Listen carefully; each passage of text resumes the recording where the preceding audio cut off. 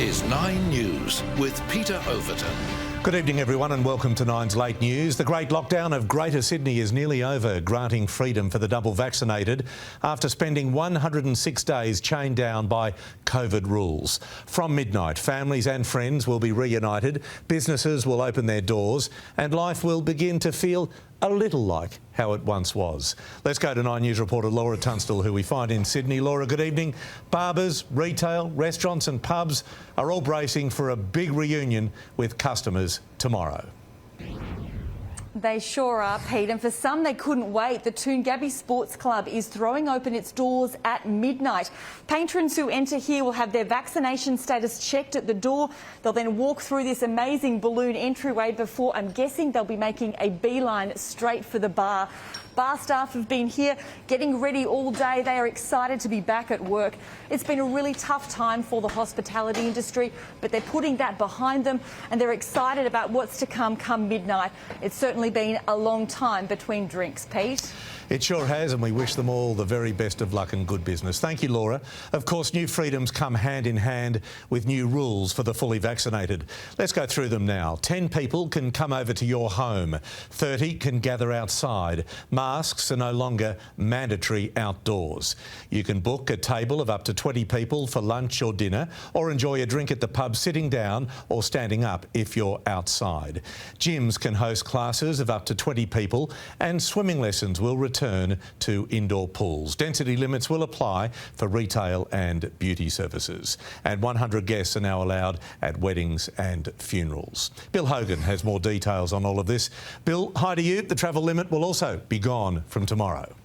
No more 5-kilometre radius, Pete, meaning you are free to travel almost anywhere you'd like. Sydney-siders are free to roam around the city and as far as the Blue Mountains, Central Coast, Wollongong and Shell Harbour. Regions, though, are still off limits for travel or recreation. And spectators can return to stadiums too, but only 5,000 of them ticketed. Outdoor events are capped at 500 people and cinemas are back at 3/4 full. All of these freedoms are only for people who have had 2 vaccines. The state tonight stands at 90.3% one dose and 73.5% double. At this rate, we'll reach 80% in just 8 days. And Pete, while we are leading the nation in the vaccine drive, it is still unclear when interstate borders will reopen. All right, Bill Hogan, thank you.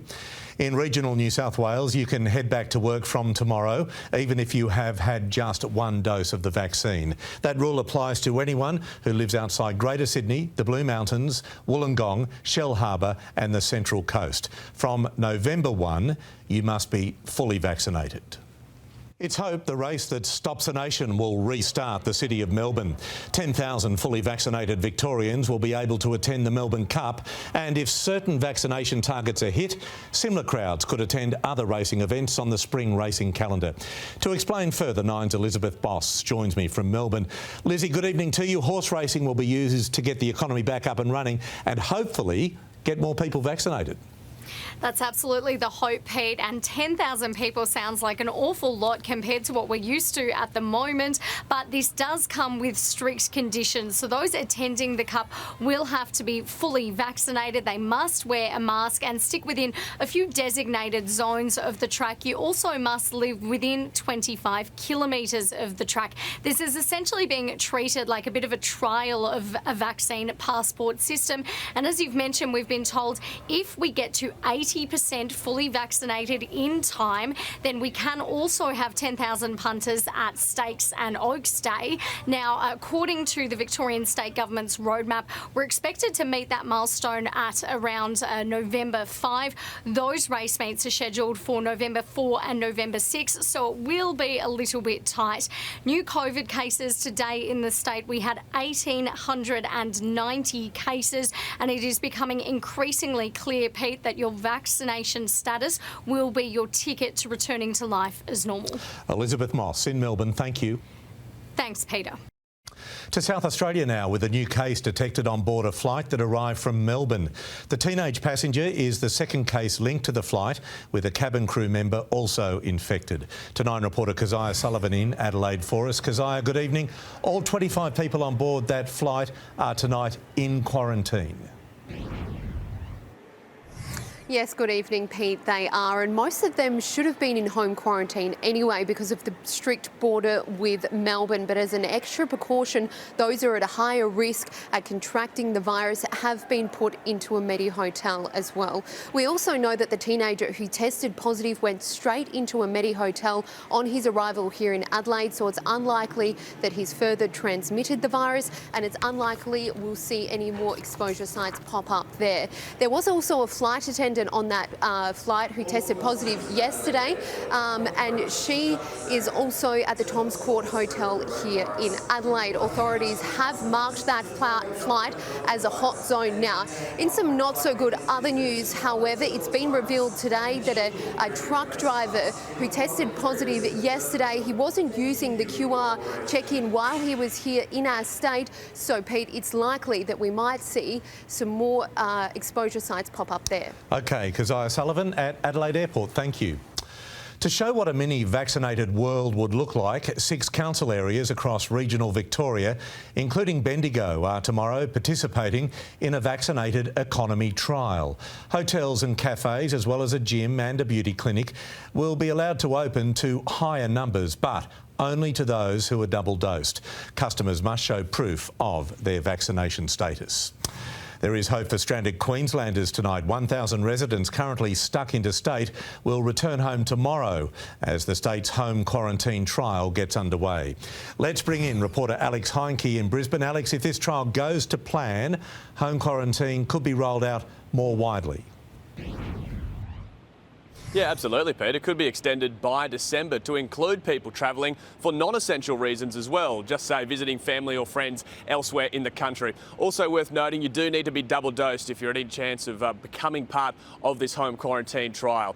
More big news coming out of Queensland today, Pete. Health experts are calling on the state government to set a date for when those borders will reopen. And in some breaking news, Pete, 3 new exposure sites at the Brisbane domestic terminal. Authorities not too concerned about that right now, but the full list of information, of course, is on the Queensland Health website. Alex Heinke reporting to us from Brisbane. Thank you. Also from tomorrow, fly-in, fly-out workers heading into WA will be able to roll up their sleeve for a jab as soon as they land. Brittany Hoskins is at Perth Airport for us this evening. Brittany, bookings are essential. Well, with around 141,000 workers across the state, Peter, it's advised they secure their spot as soon as possible. The pop-up clinic here at Perth Airport will make it easier for FIFO workers to get the jab either on their way to work or on their way home from work, with the state government announcing last week that all workers will be required to have had their first dose by December and be fully vaccinated by January. That mandate will protect not only the thousands of workers across the sector, but also remote Indigenous communities they may come into contact with. Peter. Brittany Hoskins in Perth, thank you. In the coming days, pharmaceutical company Pfizer will ask the Therapeutic Goods Administration for its vaccine to be fast-tracked for Australian children. If approved, kids as young as 5 could get their first jab by Christmas. And from tomorrow, some Australians will be able to access a third vaccination. Booster shots, Booster shots will be given to around 500,000 people with the most weakened immune systems in a bid to improve their protection against COVID. 250,000 Australian families are set to receive cheaper childcare sooner than expected after the government announced plans to bring forward changes to federal subsidies. Let's go to federal political reporter Fiona Willan in Canberra. Fiona, good evening. Who will benefit and when? Well, Pete, the changes were due to begin in July next year, but they'll now kick in from March. The government says it's been able to bring them forward largely for technical reasons. So this is a plan to reduce childcare costs for eligible families with 2 or more kids enrolled at once. Now, the details haven't changed, so the government will cover up to 95% of fees for second and subsequent children aged 5 and under. The Education Minister says on average, families will save around $2,200 each year. year. He also says that the updated start date will leave around $700 more in your pocket this financial year. However, the change to the timeline also means that voters actually might start getting these savings before the next federal election, which is due any time between now and May. Labor is arguing that its childcare plan is much better because it would benefit 1 million families. So we can expect to hear a lot about childcare costs between now and the federal election. Pete? I think you're right. Fiona Willen in Canberra, thank you. Thanks, Pete. You're watching Nine's Late News, broadcast right across Australia. Still to come, it will eventually fuel cars, trains, trucks and ships. Free of fossil fuels, Australia gets a brand new $1 billion clean energy source. Brisbane couple Julian and Sophie have hurdled all the challenges of COVID to bring home their surrogate son from overseas.